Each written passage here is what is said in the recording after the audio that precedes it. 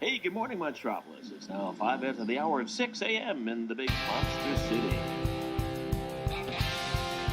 Come on! Let's get pumped! I'm not drinking any fucking Merlot! What can I say? The camera loves me. Shall we begin? After you, Junior.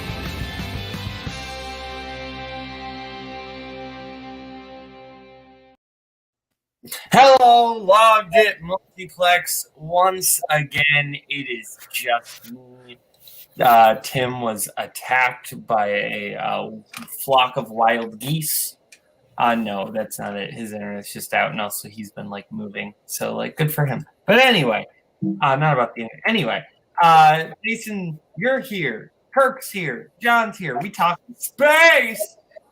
Jason, how are you doing today? I'm doing good. Congrats to Tim for getting the house. Sorry about your internet, but I'm excited to talk about movies. This will be fun. That's fair. Kirk, space. Space. Nice place. Lots of space. We haven't the time. Or is it the space?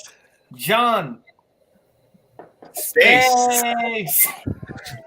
I'm doing good, Boatman. I'm excited to be here like Payson and Kirk to talk about my favorite space movies. That's fair. Well, we'll get started, and we're going to get started with the best movie that you logged this week. Payson, we'll start with you. What's your favorite movie you logged this week? Yeah, I watched this, I want to say, on Thursday. It was the middle of the night, and I just said, you know what? I'm going to put on Alfred Hitchcock's Strangers on a Train. Holy shit. I loved this movie. In case no one doesn't know, Strangers on a Train is about this one guy. He's a tennis player, and he meets a sketchy guy on a train, and the sketchy guy on a train just straight up comes out and says, I like to try everything once. For example, one day I want to try and kill someone, and I devised the perfect way to do that. And at first he's kind of like, oh, haha, and then as slowly you start seeing, not even slowly, you're like, oh, wait, this guy is completely, he absolutely is telling the truth about what he wants to do, and he essentially says, hey, why don't we swap these people that we hate in our lives, and why don't we just take them out together so that way no one will suspect us? Like most Hitchcock movies, it takes a lot of twists and turns. I think the guy who plays Bruno, it's Robert, I want to say, I thought I had the name, Robert Walker, the guy who plays Bruno, so creepy because I think John Goodman took a lot of cues from Robert Walker when he was in Barton Fink, where he seems happy and he seems upbeat, but deep down, not very far from the surface, you can tell, oh, this guy has a lot of things wrong with him. I think this movie crescendos to an incredible moment in the amusement park. Both scenes in the amusement park are all timers for me. The score to this movie is incredible, but yeah, if you have trust issues, this is going to be a movie that pushes all your buttons. But yeah, I really, really love Strangers on a Train. No, this one's great. This is fantastic Hitchcockian thriller, and I think Robert Walker is Bruno. That's the performance because he's friendly, but in a way that just feels off, and it's so great. It's such just a brilliant. It's Hitchcockian tension.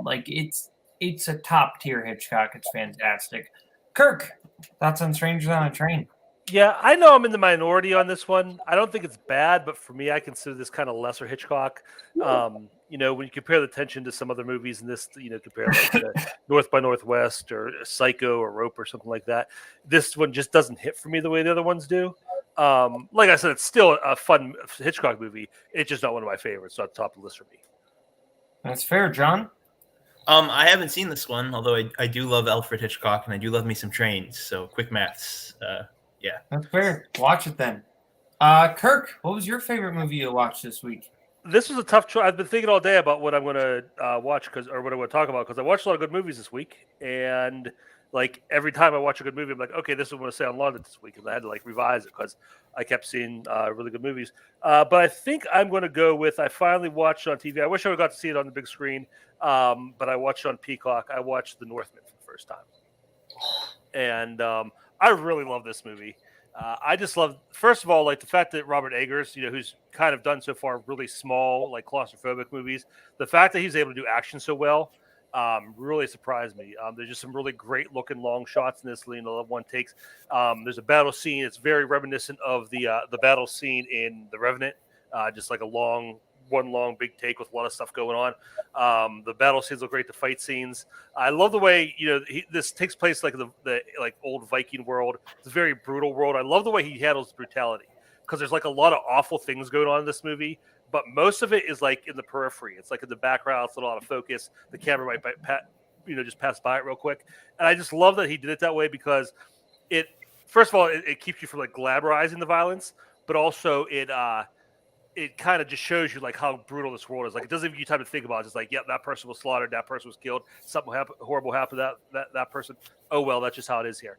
And I think it really handled that well. And I just love the story. It's got like some like mythical, magical elements to it. There's a named magic sword with magic powers, which is like, I'm in when you give me one of those. So just a lot of cool like Viking mythology, like elevated Shakespearean type language. And a lot of people are talking about like, oh, it rips off Hamlet. Actually, this is the original story that this movie is based on. It was one of Shakespeare's basis for Hamlet. So Hamlet kind of ripped this off. But no, I loved it. I thought I would enjoy it. I've been hit and miss with Eggers. I really liked Lighthouse. So I thought I would like it, but I didn't think I'd like it nearly as much as I did. That's fair. I have not seen this yet. John, have you seen The Northman? I haven't seen it either, but I'm a big Robert Eggers fan. So Fair. Payson? Yeah, I talked about this a few weeks ago. Just like Kirk, I absolutely loved it. The way Eggers films brutality, like Kirk said, is incredible. There is a scene in this movie that if we want to give Nicole Kidman a Best Supporting Actress Oscar just for one scene, like she is incredible. Like she might have the scene of the year just for that one part. But yeah, like Kirk said, the filming, like that one of the first like action scenes you see is incredible. Yeah, I really, really like this movie. That is fair. Well, now we go over to John. John, what was your favorite movie you watched this week? We're really flying through this today. I filled in a big sort of blind spot of mine for the first time. A movie that I really liked that I watched this week was Dazed and Confused by Richard Linklater. I watched it for the first time with Spence and with Pinchuk. Yeah, it's about as good as everybody says it is, or I guess most people on this panel would say it is. I'm interested to hear how that goes, but yeah, I thought it was really funny.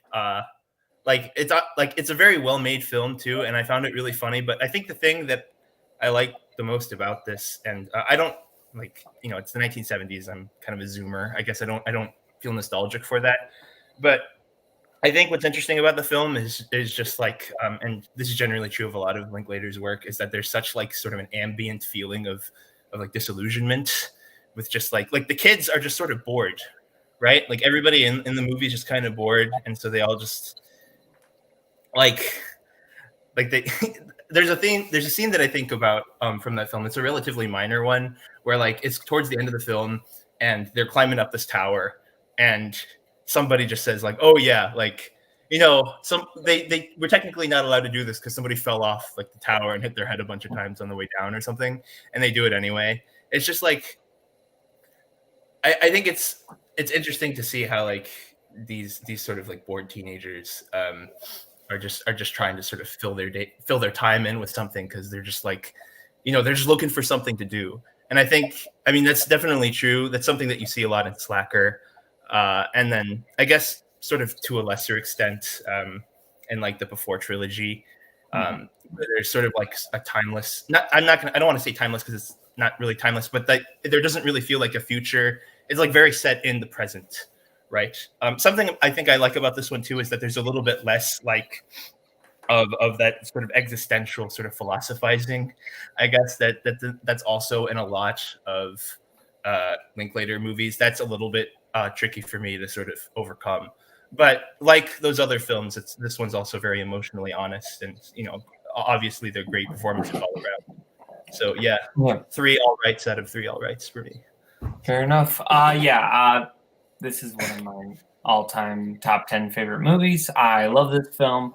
What I really love about it is the characters, but what I mean that in the sense of I love how we just kind of float back and forth to all these different characters, right? To where if you don't necessarily like or identify with one set, it kind of goes through the entire kind of high school experience, which for a film that's trying to capture the experience of 76, really that it still feels universal, and from a movie from 1993 trying to capture 76. And it's just kind of, I think because it's that kind of decade via another decade, that's almost why it feels so universal.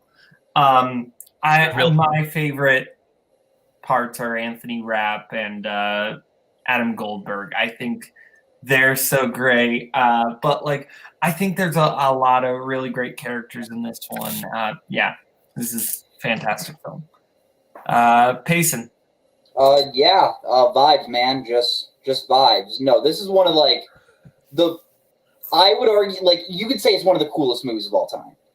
You're just hanging out with these guys and you don't want it to stop. Even though you only have a little short run time with these characters, but every scene, every occurrence, every time these people talk, I love the Gilligan's Island scene where just they're talking about how Gilligan's Island was oh, this is the male fantasy. It's that's really funny. Boatman, Mike is hands down my favorite character. Just Adam Goldberg just wanted to get back at this asshole that wronged him. It's so funny. But yeah, you have Slater, you have Randall Pink Floyd, you have Darla, Banyan, so many memorable characters in this movie. Ben Affleck is such a perfect douchebag.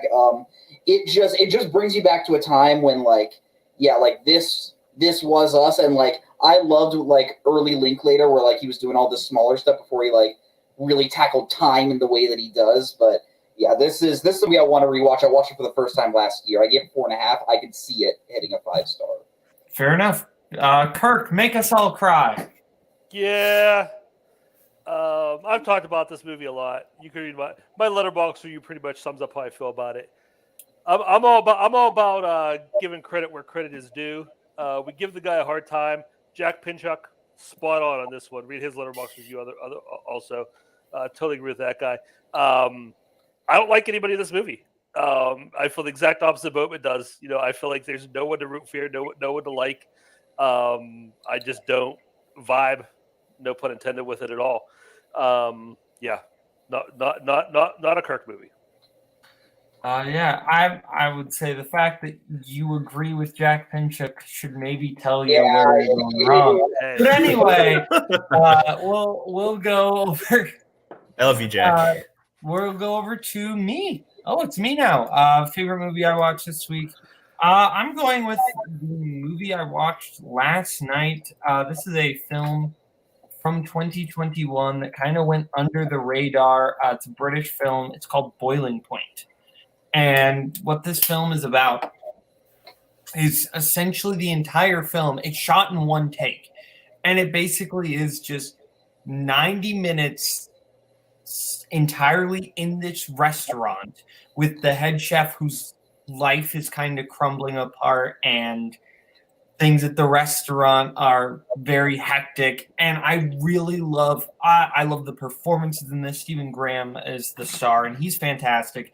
And the movie moves with this very kinetic energy due to it being a one-take movie. But I just love how the entire restaurant just feels like an organism in this. You're seeing, while your focus is the chef, the film will kind of go and just follow different characters for a second and see how they're kind of struggling. And I just think the whole thing is really fascinating. I enjoyed it a lot. This one I didn't really hear people talking about this one, but yeah, this is really good. Payson, have you seen Boiling Point? I have not, but everything you've been talking about it since you saw it last night has really, really made me want to see it, and it sounds super interesting. Kirk, you see this yet? I hadn't even heard of it, but I just added it to the watch list based on your advice. I really like Stephen Graham. I'm interested to see him as a lead in the movie, so definitely check this one out. John. I also haven't seen it. I'm a little bit hesitant about one take movies. Those don't always click with me because oftentimes I find that, for lack of a better term, gimmick a little bit like suffocating. But I mean, you've sold it, so I'll definitely check it out at some point. That's fair. Okay, well, I believe that's everyone for favorite movie this week. Payson, start us off with the other half of the coin. Yeah, I really wish Tim was here tonight so I could have yelled at him about a fandom movie. But I watched Allegiant the other day. Holy shit. This movie is a perfect cherry on top of the suckage that is the Divergent trilogy. It's not even fun bad. Like, this movie just for the most part is just boring. Like, the majority, all you have is just people flying around in helicopters discussing medicine, which, like, yeah, great job. You make, like, an action trilogy, and that's how you crescendo it. Or I guess it wasn't supposed to be the crescendo. It was supposed to be part 1 or part 3, which the fact that this is the ending is hilarious, I gotta say. Jeff Daniels is wasted as the villain. They bring him in as this overseer. I think the fact that we tried to make Theo James, we didn't even really try to make Theo James a thing, but the fact that this series was like, we're going to put our second main character on the backs of this guy that has no charisma, no personality at all, makes it awful. The editing and the CGI in this movie would look outdated in 2002. It looks outdated, obviously, now. Like, this movie is... this movie looks like a crock of dog shit. It feels like a crock of dog shit. The only reason this is not a half star is because Miles Teller 100% knows what movie he's in and just does not give a shit in the best way possible. Yeah, Allegiant is one that I think I've seen it. Like, that's how bad this movie is. It's like, I think I've seen it. It's kind of, honestly, it's the true definition of almost like a nothing burger of a movie. Yeah. Kirk? I didn't make it this far. Kathy dragged me to see Divergent, and I tapped out after that one. I was good, so haven't seen this one yet. You know, you make some good life choices sometimes, Kirk. John? Is this the one that takes place in Panem? No, that's the Hunger Games. I was joking. I don't care. Okay. Well, Kirk, if you're not back, should we? Oh, you're there. Should we go to John while you're? No, I'm good. I'm good. Yeah. Okay. Hey, everybody. I'm Kirk. I'm the guy that goes sees a big new release over the weekend and then comes on logged it on Tuesday to bitch about it. So I think I'm going to have more people agree with me than they usually do. Worst movie I saw this week was Jurassic World Dominion. I'm glad Tim's not here because I don't have to face him with this. But I have not been a fan of the entire Jurassic World franchise. I just, from the very beginning, just the idea of it and what they're doing to me kind of craps all over, the original movie and everything the original movie was trying to say. This one just completely buries it and is just so bad. There's a scene in this movie. I'll try not to spoil anything, but there you hear that ticking sound that the velociraptors make, that noise they make before they're about to attack. You hear that sound, and it's framed in a way where you're supposed to be like, "Oh, good, they're safe." And I'm like, "That's not how Jurassic Park works. Like that. That's not how you hear that sound. It's your ass. Like that's not how that sound's supposed to make you feel at all." And to me, that just completely encapsulates everything that's wrong with these movies. I just hate the idea of like dinosaurs as pets, and as like I said, if they bring in Jeff Goldblum, and you figure he'd be like, this is ridiculous that you even tried this. It was so stupid. And they kind of brought Ian Malcolm in to like sign off on everything, which is really disappointing. I hear a lot of people compare this to like Rise of Skywalker, Jurassic Park. I don't think that's too far off. The thing is, the dinosaurs look bad.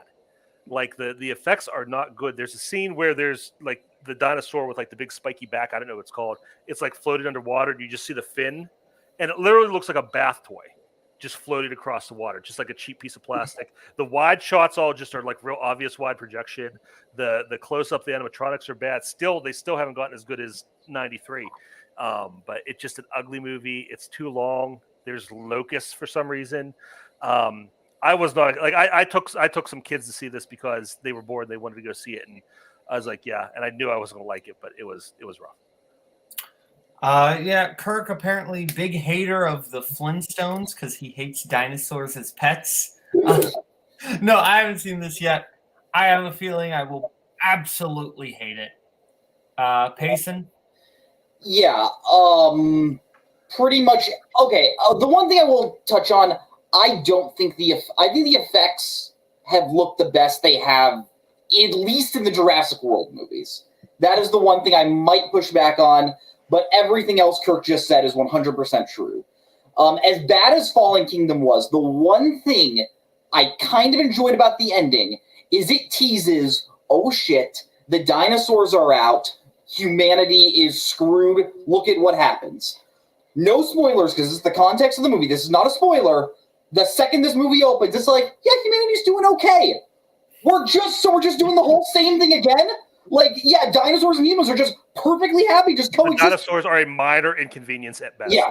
Dinosaurs are like a car crash. Like a dinosaur attack is just like a car crash in this world. Like, oh, okay, yeah, sometimes that might happen in a blue moon, but who cares? And then the other major thing I want to say is so the girl at the ending of Jurassic World, Fallen Kingdom, like, the act that she does in the end by just saying, like, okay, dinosaurs should be allowed to exist. She should become like the new Osama bin Laden of this world. Like, she should be like public enemy number one. Every government, every world government should be, we need to take this little child clone down. Nope. She's just out in this random forest, like 20 minutes away from civilization. Like, the unsincerity and like the way how like nothing is taken that seriously in this movie is baffling. The main villain, I won't spoil this. I will not spoil who the main villain is, but it would be the equivalent if in Rise of Skywalker they brought back Bib Fortuna and said, "This is your main villain. This is the guy you should be popping for." It's insane. I hated this movie. It's lazy. It's stupid. It's a bad movie. And I will say, I appreciate you not spoiling it, Payson, but it's not hard to figure out who the villain is. It's not, but yeah. Pretty obvious. Please tell me it's Richard Schiff from The Lost World. Close in relevancy. But it's not Richard Schiff. It's not Richard Schiff. Oh, Toby Ziegler, West Wing. John? No, I haven't seen it, but I wish I could join in with the vitriol. It looked like fun. So bad. Yeah, it looks bad. I mean, I thought it kind of looked bad from the trailer, and I'm not a huge fan of the other two, so yeah. That's fair. Well, so that was everyone on Jurassic World. Now we go to John, your least favorite movie. Yeah, my least favorite movie is a movie that like could potentially show up in the next part of the show. So I think I'll go with another film that I watched about a week ago. This is not a film I disliked per se. It's just one that I like less, and it's called The Sadness by it's a zombie movie called The Sadness by Robert Jabaz. Mike Hanley has seen it. Mike, if you're in here, back me up on that one. It's essentially, I don't know if you guys have ever seen the George Romero film The Crazies or the remake. It's basically like, it's a pandemic film where there's this virus that makes people go a little bit insane and kind of start eating each other. The film itself isn't like the plotting, I guess. There's sort of a central love story. It's not excellent. What the movie really is for is it takes sort of the violence and the gore and like the zombie sort of frills of the Crazies or whatever zombie movie and ramps it up by like 1,000. This movie is like extremely. It's a lot to take in. There's like a lot of very mean-spirited like zombie gore effects in this, and I think that's pretty cool. But otherwise, it's a little bit. It's almost like there's almost like so much. So the first part of the movie, there's a scene in a train where like the outbreak sort of happens, and it's a train car full of people. Oh, this takes place in Taiwan, by the way. It's a Chinese language film, but they're in the subway car and the infection starts, and by the time this pristine white subway car is painted completely red with blood and trails and whatever. And that sounds neat, but it actually it becomes so much that it's almost kind of has a deadening effect. By where the end, where you're supposed to have this huge emotional payoff, you don't really feel anything. There's some funny, I guess, sort of political satire in it, but it doesn't really balance its tones. That being said, if you like zombie movies, I'd encourage you to watch it. It kind of flew under the radar last year. So I have not seen this. Jason, have you seen this? I have not. Kirk? I have not, but John kind of sold me on it. Compared it to Romero and the Crazies and all that, that's kind of up my alley. I understand it's not for everybody. I would temper your expectations a little bit with the Romero comparisons, but if you like zombie movies, you'll probably like this just because it's so it's so kind of extreme compared to a lot of things that have come out recently. I got you. Yeah. All right. Well, now we go over to me. My worst movie I watched this week. 9. For the record, there are 2 films in 2009 called 9. This is the musical, not the sort of Tim Burton-y one that isn't Tim Burton. I was going to hurt you if it was that. So. Okay, no, that's fair. No, it's not that one. My best friend from 6th grade would have found me and killed me probably. But anyway, what was I saying? Oh yeah, 9. This movie is not good. It's kind of doing the Chicago thing. It's trying to be Chicago again. It's Rob Marshall just being yeah, I made Chicago. I'm just going to do that again with a different musical. Because it's it does the same thing that Chicago does, where the musical's kind of almost completely changed setting, and it's more in a stage, like Chicago does a lot, where we move from what's actually happening to the stage. But it feels way more awkward in this one than it does. But that's far from the biggest problem. The songs just aren't great. That's a big part of it with a musical. The songs aren't great, and a lot of the performances are bad. Daniel Day-Lewis is so wrong for this part. He's really bad here. Day-Lewis is bad. You know who's in this movie? Fergie's in this movie. She's bad. Kate Hudson's bad.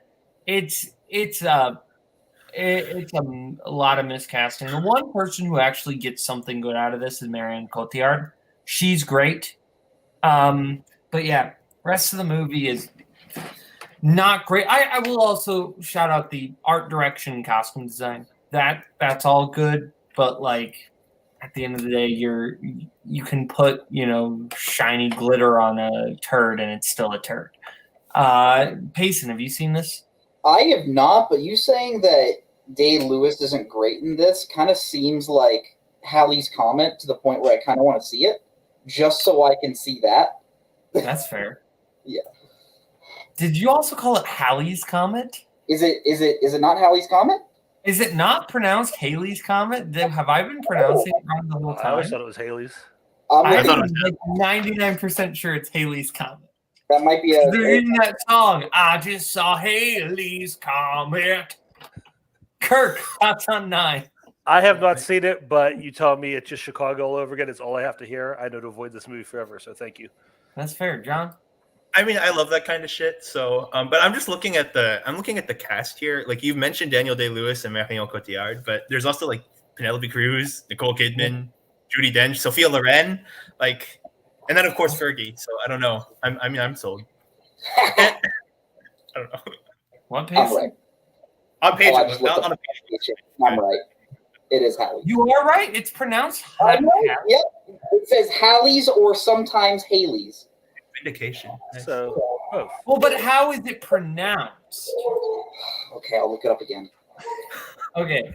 As the one person who was actually here last time Haley's Comet came around, everybody called it Haley's Comet. Fair. Okay, you know what? I'll just take your word for it. All right, that's fair. Anyway, now we get into the actual thing of the show, space. I'll start us off this time. I'm going to start us off with what all space movies.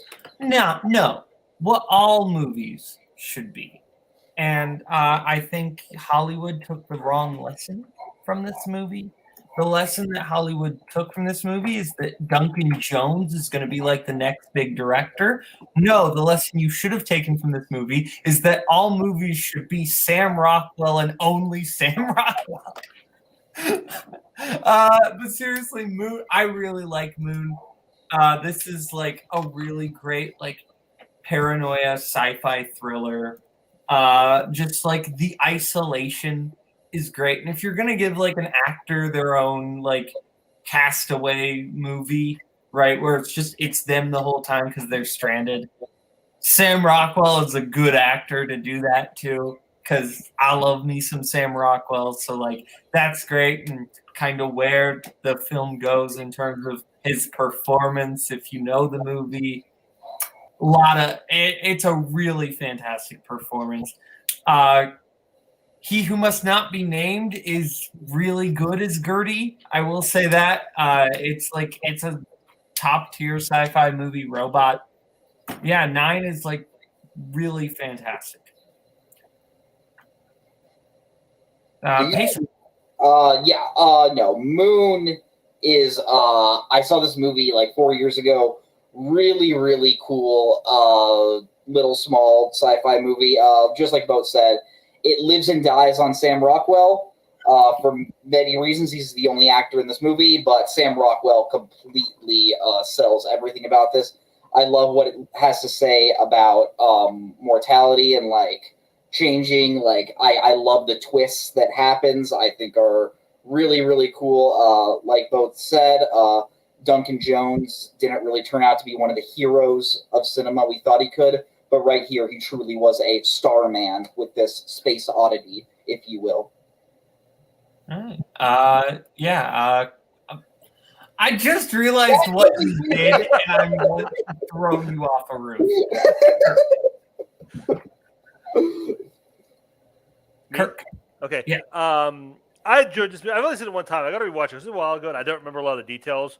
But I remember the main story. And Rockwell's great, and he's such a good like actor to like put against himself, and just him doing those different versions of himself, and him like agitating and like just pestering himself.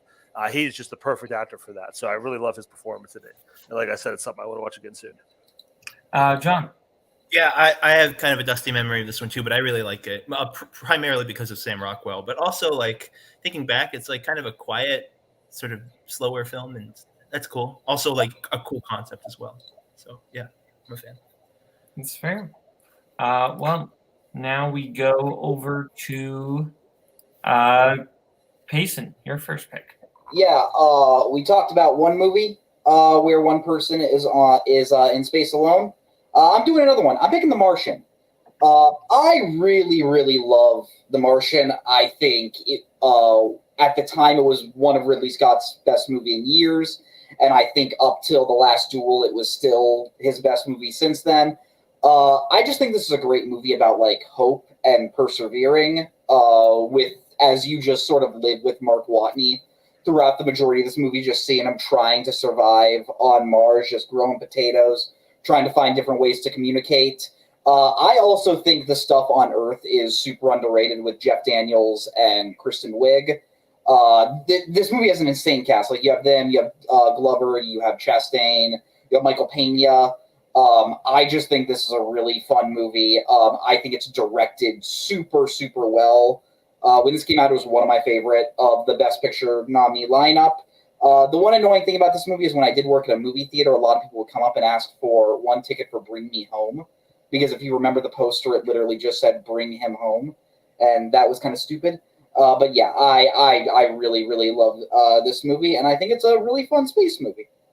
Should have also been playing Les Mis in that theater. And then it's like, Bring Him Home. Anyway.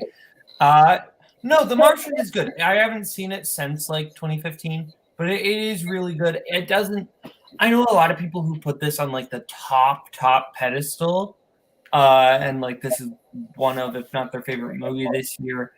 I don't go that far, and by I know people, I mean Thomas Scully and Kaleb Koho. I'll just say that. But no, like this is good. This is really good. It doesn't. Hey, this is what I said to Cody, and he agreed with me. And it's how I feel about this movie. This is the MCU's Gravity.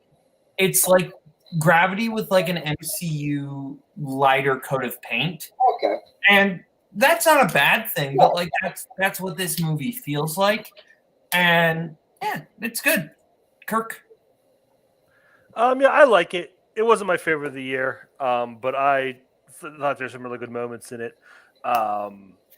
Just that idea that like Payson said, that isolationism and how that affects him and the ups and downs he goes through are fun to watch. And they do a good job of pacing it with the rescue efforts on the ground and going back and forth. So the movie's like it keeps going and you're not stuck anywhere at any specific point in time. So again, it's like I said, it's not something where I'm like, oh, this is a movie I love and I need to watch it 50 times, but it's an enjoyable little romp. That's fair. John? Yeah, I really like this one too. Like the rest of the panel, I find sort of the movie's exploration of like isolation, especially for that long, to be pretty compelling. But on another level, I just love like movies, when to borrow from Mark Watney, like people just science the shit out of things, where there's sort of like that procedural, like, okay, let's I guess we'll talk about that sort of recurring theme a little bit later in the show with Contact, but I love sort of procedural stuff like that. I think it's really satisfying. The book is basically like that, on steroids too, which is also excellent and a very quick read. But yeah, it's very funny. I like pretty much everybody on the cast. It's really well directed. It's one of my, like, I don't want to say it's one of my favorite of Scott's movies, but it's one of my favorite of his most recent output, although I haven't seen The Last Duel yet. But yeah, it's great pick. That's fair. Okay, well, that's everyone for The Martian. Kirk, your first pick. Okay, for my first pick, I'm gonna go way back. I think if we're talking about space movies, there's a movie that kind of influenced all of them, and I'm gonna go with 1902's A Trip to the Moon. It's by our definition, it's technically a short, but I mean, in 1902, it's a feature length. Just watch this. I actually sat down. I realized I'd never actually watched this beginning to end. I'd seen clips and watched pieces, but I sat down and watched the whole thing. And the fact I did a little research. I was curious, so I looked at 1902 when this movie was made. Just for context, 1902 is 1 year before the Wright brothers made their first flight. It's 6 years before Henry Ford made the Model T available commercially. Queen Victoria just died 1 year previously in England. Estimated 50% of Civil War veterans were still alive. Jules Verne, who was a big influence in this, he was still alive. But it's 59 years before the first manned space flight, 67 years before the moon landing. So just give you an idea of how they were starting from scratch. Not only just creativity, but like technically too.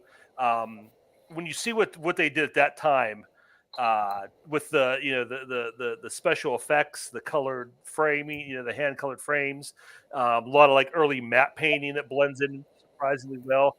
I talked about this when we talked about monster movies and King Kong. I really love early Hollywood practical effects, just because it was basically, what can we do? What can we do to take what's in our imaginations and get it on screen? And the fact that they were able to do that at that time with so little available to them as far as technology, it's pretty amazing. And like I said, I think all science fiction kind of owes some kind of debt of gratitude to this movie. And I think just like space exploration in general, I honestly think like if you don't have movies like this and writers like Jules Verne who are like putting those ideas out there, as silly as it might be in a movie like this, I don't think we're honestly considering putting a man in space, putting a man on the moon. So I think this movie is important, and from like just a social aspect, but also filmmaking in general. But yeah, it's also just a lot of fun. I've seen this. For the people who are the masochists like myself, who like to go through all the Best Picture winners, when you get to the worst one, Around the World in 80 Days, the movie literally like sits, and I don't know if this was just a weird thing of like the DVD copy I had, and if maybe the streaming version doesn't do it, but like when you start watching the movie, you don't start with the movie, you start with a trip to the moon, like, which is odd, but like it's better than Around the World in 80 Days.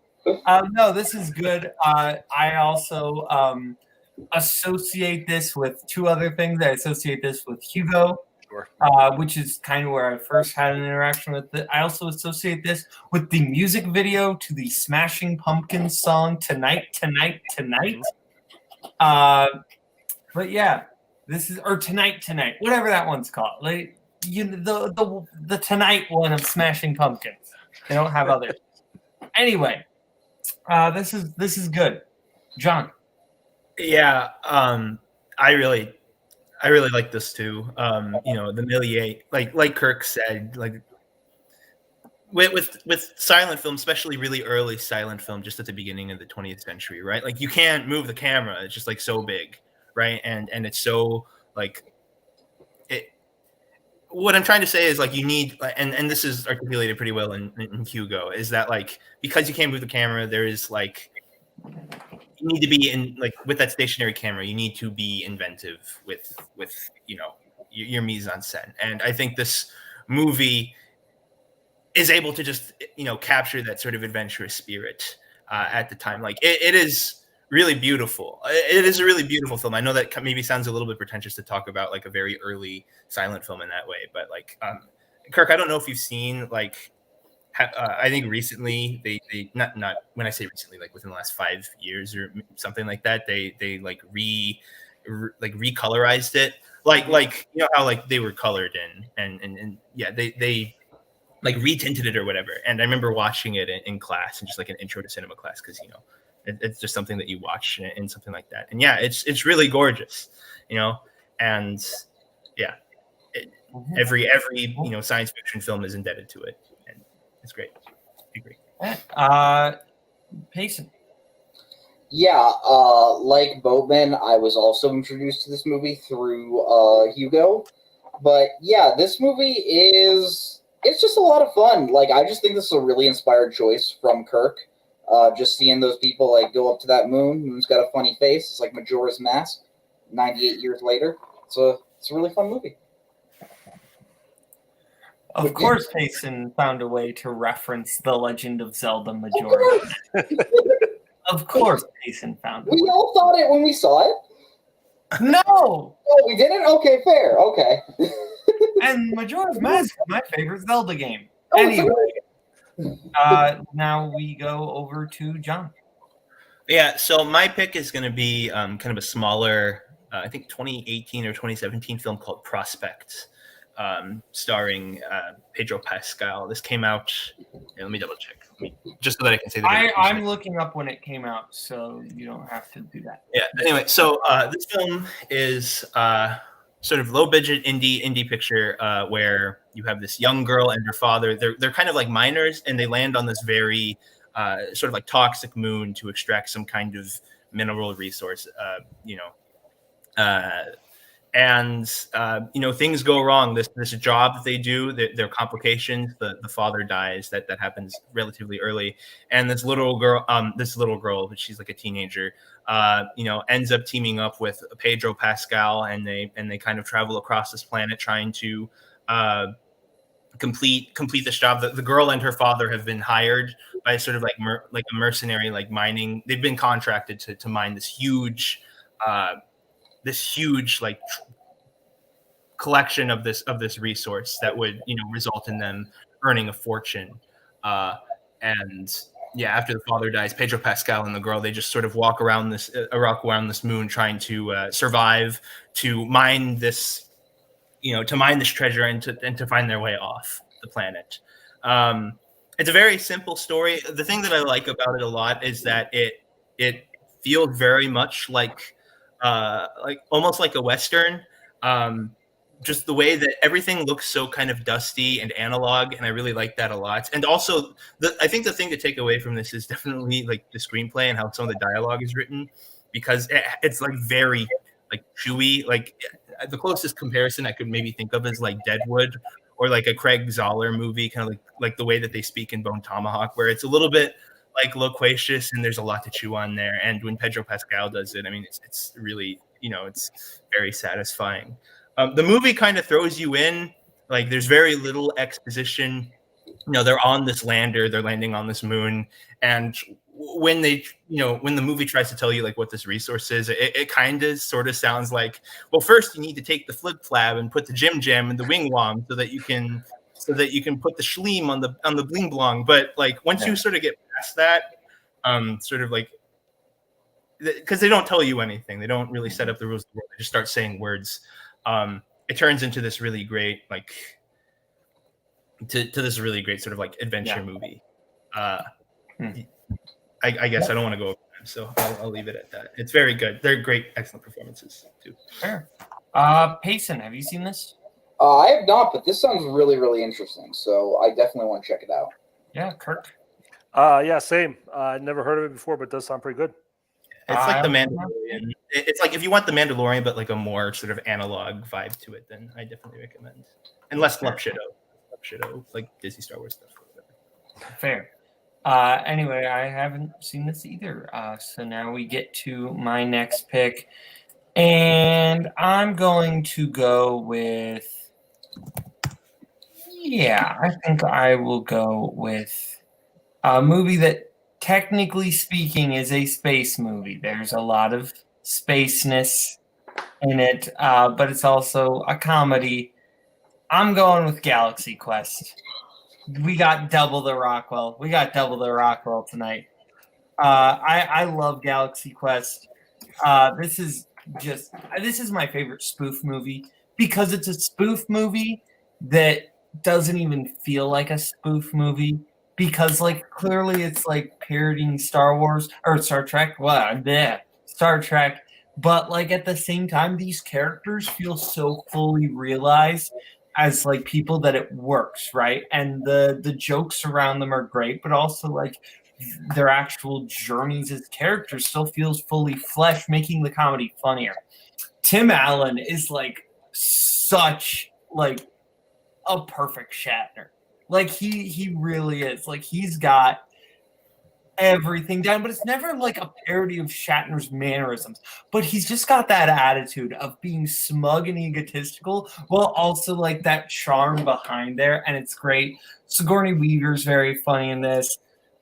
Oh man, Alan Rickman gets so many laughs in this because he just does not want to be there.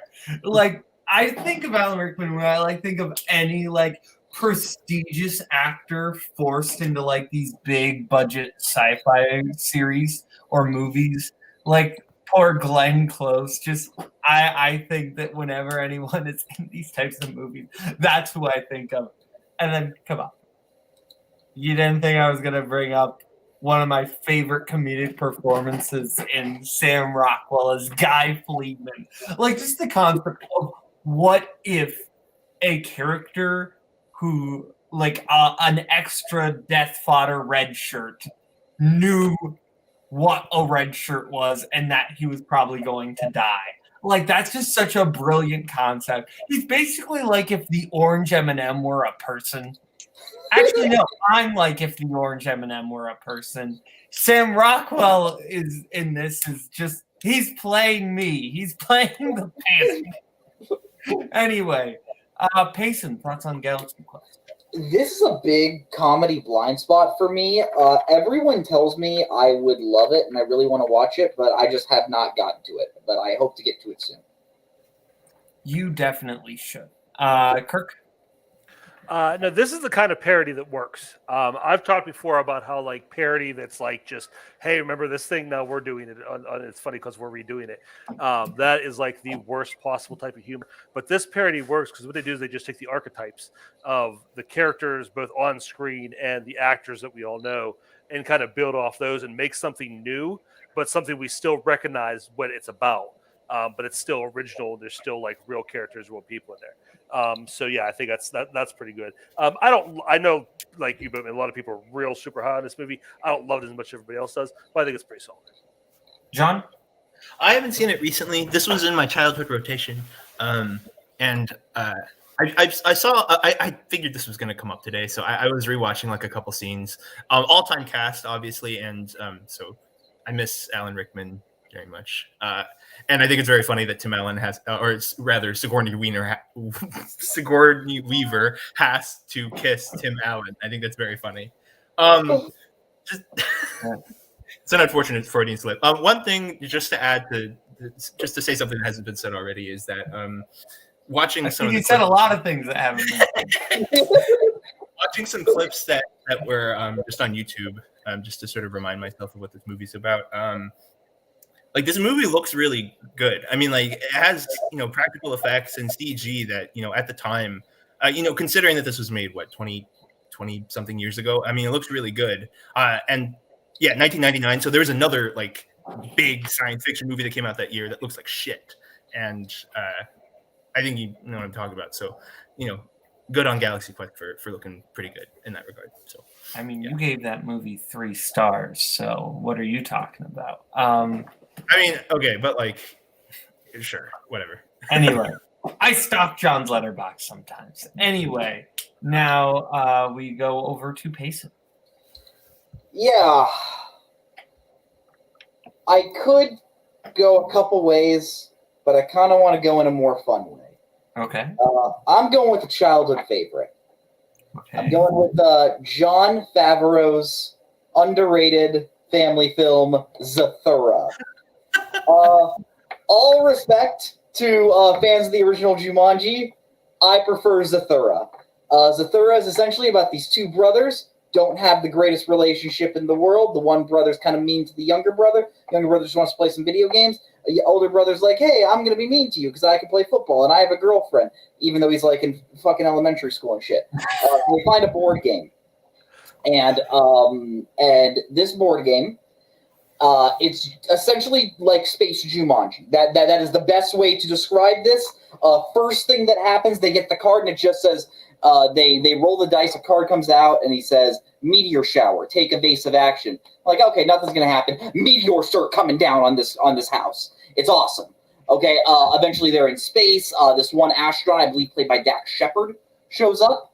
And there's a lot of heartfelt stuff to that. Early Kristen Stewart is in there as the douchebag older sister, but she's really, really funny as well. Yeah, this movie it has a lot of like childhood wonder. Like, it's just like these very young people just in these very, very like scary situations. Like, slight spoilers, but at one point these like carnivorous aliens take aboard the ship, and suddenly everything is like way more serious than it was because these aliens are like invading the ship. And I honestly just think it's a really heartfelt movie, like especially when you take into account Dax Shepard's character as the astronaut. A twist comes into that relates it, and I don't want to spoil anything, but yeah, I honestly think this movie holds up. I watched it a few years ago, and I was like, this movie, I still quite enjoy it. That's fair. Yeah.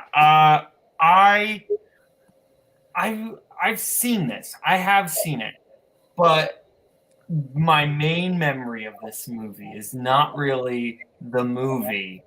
It's that trailer, which is legitimately a really good trailer because it basically is just the take evasive action meteor shower scene. Mm-hmm. And like, it's a really good trailer.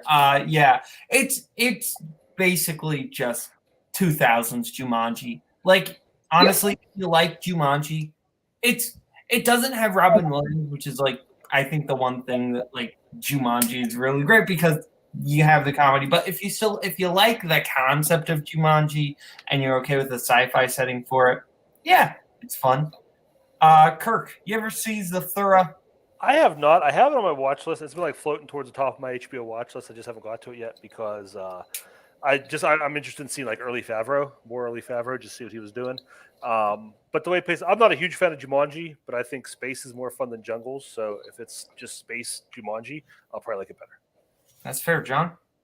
I mean, I've seen it somewhat recently. I mean, I like it. It's Jumanji in space.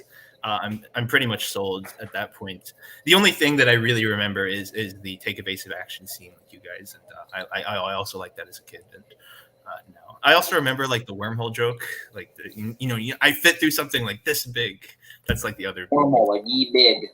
Yeah, big or whatever. So that's pretty funny, I guess, in hindsight. But yeah, that's fair. Kirk, now we go to your first pick or second pick, whatever. Okay. I'm also going to go with a nostalgic childhood favorite. Obviously, my childhood goes a little further back. This is a movie that was on HBO like constantly when I was a kid, and I remember watching it probably 50 times. It's Enemy Mine. It's not a great movie. I don't think I have this rated too high on Letterboxd because I understand it's like objectively not great, but I just have a lot of great memories to watch this. It is Louis Gossett Jr. and who's the human in it? Dennis Quaid. Dennis Quaid. Dennis Quaid, just like this. There's a lot of like political subtext, like the humans are at war with the aliens, and the humans are basically just like obnoxious Americans, like stand-ins for like obnoxious Americans. And Dennis Quaid personifies that. He's loud, annoying, and he and Louis Gossett Jr., who plays the enemy alien, they crash land on this planet. And of course, first they're trying to kill each other, but they're forced to come together to like try to survive. And it's just a lot of fun. Their performances are both really good. They have really good chemistry. Louis Gossett Jr. completely unrecognizable in makeup. He's doing like an alien accent. But they're both really good together, a lot of fun, and just kind of like the alien is like kind of like wise and like understanding, and Dennis Quaid kind of has to catch up to him and what they're doing. But it starts out like just like with a lot of like, it's real super low budget. Like if you like cheesy low budget 80s stuff, you like this because it's just like the sets are, especially like the spaceship sets are basically, you tell it's like a room and they set a computer in it. And it's like, that's supposed to be the cockpit of the ship. The stuff on the planet looks a little better, but not much. There's kind of like a generic Sarlacc pit they have to fight. But then they like come together and they have like this real nice relationship, and I won't spoil, but like they kind of become like a family, and things go from there. So it's something I honestly haven't watched this in a really long time, but I just have a lot of fun childhood memories from watching this. That's fair. I have not seen this. John, have you seen this? No, I have not. Payson? I have not, but I've seen it while browsing HBO Max, and the poster always looked really cool, and I've always been like, I want to see that.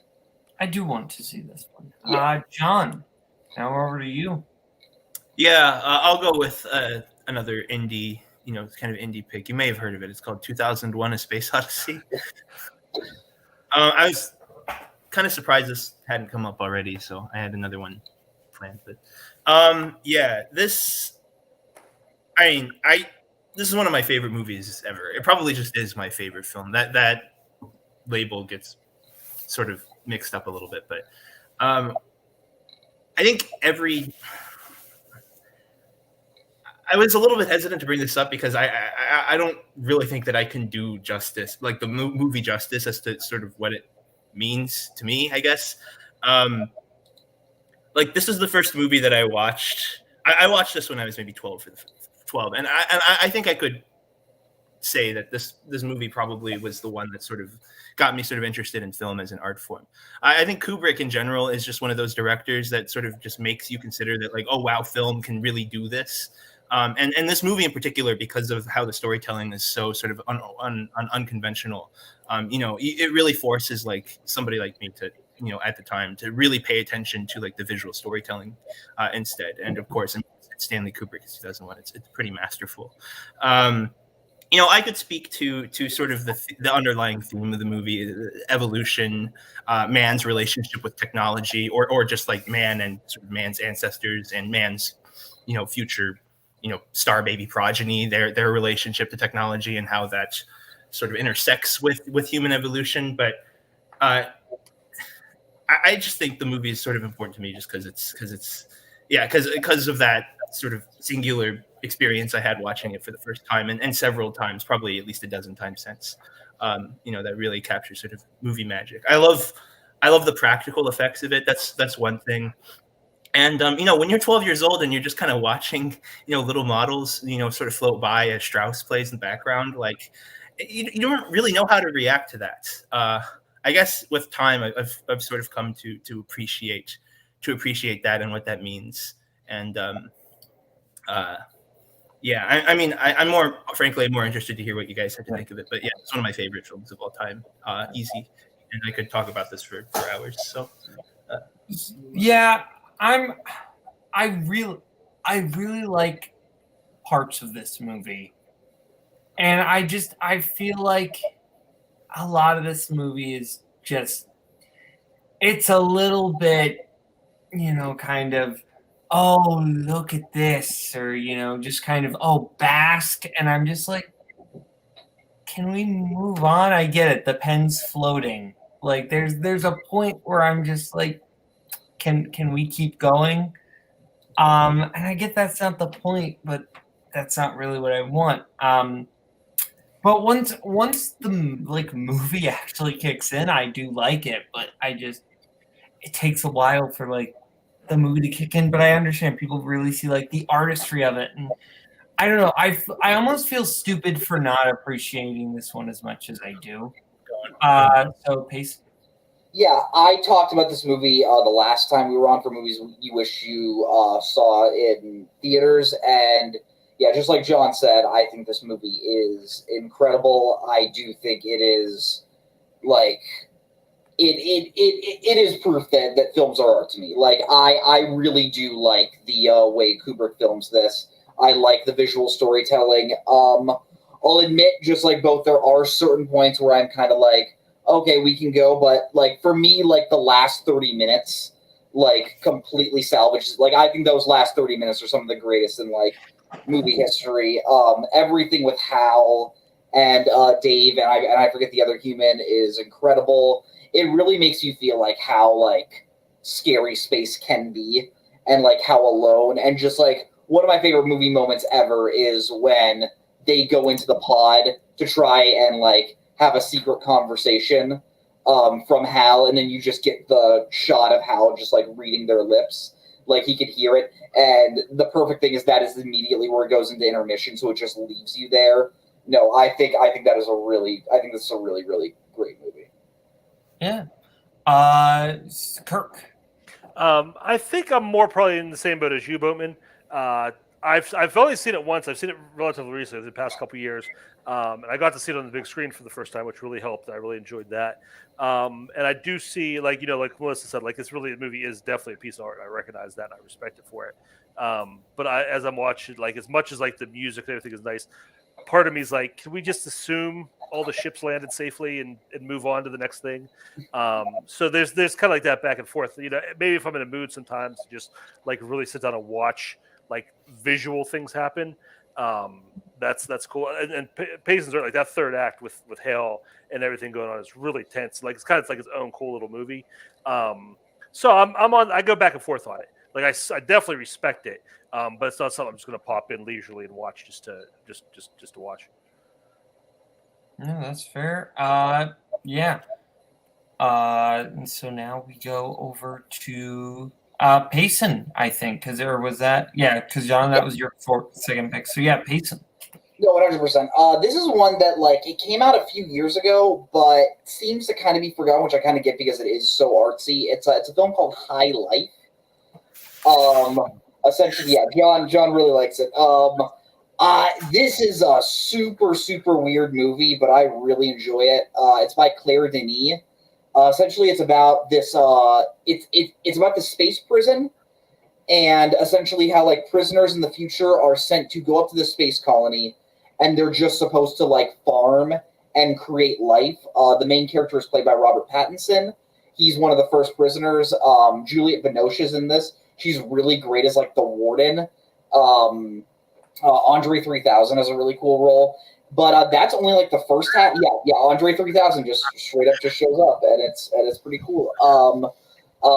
That's the first half is just these prisoners on the ship, just sort of being a slave to the their society. But the second half is even farther in the future, where Robert Pattinson is just floating around in space with his daughter, played by a very young Mia Goth, and it's just sort of this essay on what human life is, how we can preserve it, what to do. I definitely think not quite, but someone else in this movie does. That is all I will say. Search up High Life fuck box, if you will. But if you've seen it, you know what I mean. But yeah, this movie's not going to be for everyone. I could totally see someone hating this movie, but I really, really dug what this movie was getting at. That's fair. I have not seen this. Kirk, have you seen this? I have seen it, and it's been a while. I think I saw it around when it first came out. And yeah, I think it's good. Like, it just really like paints kind of like just has a view of like life and what life's all about. His relationship with the girl is really good. I think this is the first. Did this come out before Good Time? No, Good Time came out before. I think I saw this before Good Time though, because this is the first thing I've ever seen Rob Pattinson. And I'm like, okay, he's not just the guy from Twilight. He actually has, he has something going on. So no, it's pretty good. Yeah, John. Yeah, I'm glad you brought this up because I was going to. If you didn't, I really like this film. Claire Denis is sort of known for having like these, like her other films, or at least the ones that I've seen or partially seen, are like very textured. And I wasn't really sure how this was going to go since this one takes place in space. The environments are like very artificial. But this one also sort of scratches an itch, kind of like Prospect. Those films are not like similar in most ways, besides the fact that they take place in space and are a little bit indie. But there is sort of like an analog texture there that I really, really like. I don't want to spoil what happens because I think a lot of the stuff that happens in the movie is very, very interesting. But just, I think a lot of people get hung up on the fuck box part and, the other sort of like bodily fluid stuff. I mean, you just look at the front page of Letterboxd and you'll see all kinds of, brass puns and whatever. But like, I think people tend to overshadow like what Kirk said, that there is a very sort of moving like parent relationship at the movie's core, or at least sort of how the flashback or flash forward structure works. And I think is very, very moving, and it's in what's a relatively austere film. I've seen a lot of reviews where this film is sort of like characterized as a masculine or a feminine rebuttal to 2001, which is a little bit of a masculine film. And I think that's what I read going into it, and I think that's a really interesting way to sort of conceive, no pun intended, of the film as you go in. So yeah, it's great. Boatman, it is definitely a Boatman movie. You should watch it. No, it's not. No, it's not. It is absolutely you. not. I will tell you this right now. It's not a great date movie, like last time. Anyway, so that's it for High Life. John, take us home. Well, I was gonna do High Life, so let me see. Okay, I'll go with another one. Let's. We talked about 2001, but I think a movie that's a little bit underrated is 2010. The sequel to 2001 by esteemed director. Is it John Hyams or Peter Hyams? Which one is it? I can't remember. Have any of you seen this before? No. Okay. Barely. Yeah. So 2001, we talked about it before. It's this very, sort of grandiose, like very sort of profound, for lack of a better term, like cinematic experience, right? It's like all about sort of the senses and there's a lot of visual storytelling. You're not spoon-fed information, and so Stanley Kubrick, he has a certain film pedigree behind him. 30 years later, you hand the director reins over to Peter Hyams, the director of Time Cop, I believe, and this movie is actually really great because whereas Kubrick's movie is kind of thoughtful, this one is very like procedural. And again, that's something that I sort of gravitate to in film. It has a great cast. John Lithgow. Hold on, I'm blanking. Hold on. Roy Scheider. Yeah. Hold on, let me pull up the cast list here. Roy Scheider, Helen Mirren. It's basically about like, okay, so 2001 happened. Now, 9 years later, we're going to go figure out what happened. So they send sort of a team of U.S. and Soviet astronauts to go figure out what happens. And this one, I guess, sort of feels a little bit more. If any of you have actually read like Arthur C. Clarke, this one nails sort of that tone and sort of his voice a little bit better, I think. But yeah, this movie is very good. Like it seems like a very stupid thing to do with film, but to make a sequel to 2001. But I really like this movie a lot, and sort of the directions it takes with the story of the star baby and everything else. And another one of those movies like Dr. Sleep, where it's like a Kubrick sequel that you don't think will work, but does very much so. So yeah, I like this one. That is fair. Yeah, I have not seen this. Payson, have you seen this? I always hear this movie and The French Connection 2 put up in like the same conversation where like once you realize that it's not gonna touch the first one, you actually get to enjoy a pretty solid movie. So Yes. that's what I hear. That's fair. Kirk? I know my parents took me to see this when I was real young, and I have like flashes, or took me with them, I should say, and I have flashes of memories of the movie, and I always thought it was 2001. So when I saw 2001, I kept waiting for Roy Scheider to show up, and he never did, and it took me a while to figure out what was happening. That is fair. Well, that's it for space movies. Just to recap, movies that we brought up: Moon, The Martian, Trip to the Moon, Prospect, Galaxy Quest, Zathura, Enemy Mine, 2001: A Space Odyssey, High Life, and 2010, the year we made contact. But before we go, we've got one last thing to talk about. Movie of the month, Contact, also a space movie. Honestly, like, we definitely could have brought it up because, in my opinion, it's great. I'll start off because I haven't talked about it yet. I really like the heck out of Contact. Contact's fantastic. I really like, the way it blends, the kind of sci-fi aspects with the question of faith. I think that's really interesting.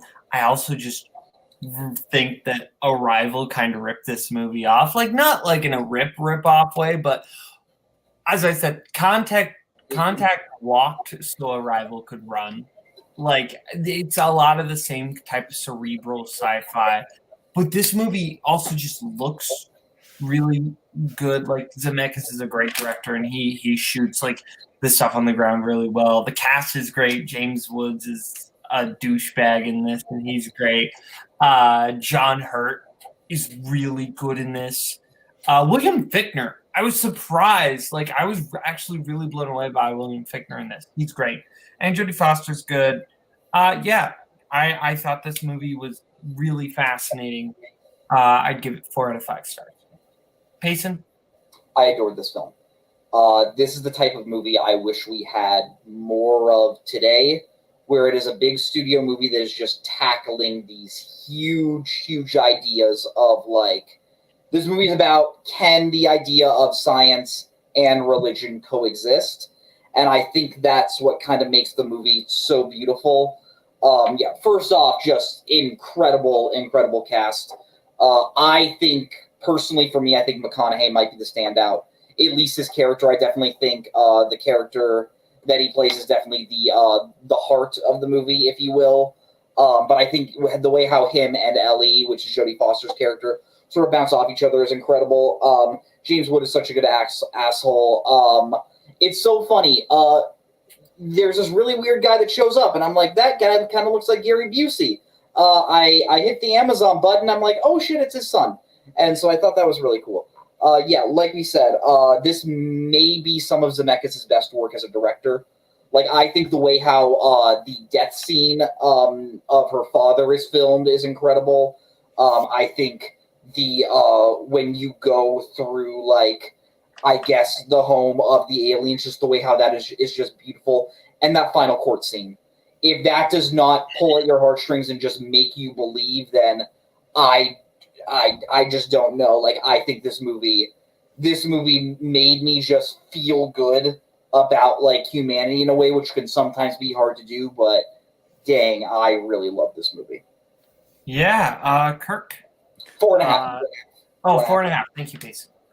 I haven't watched yet. I'll be back fair. next week. I'll be back next week, so I'll talk about it then. Okay, thank you, Kirk. John?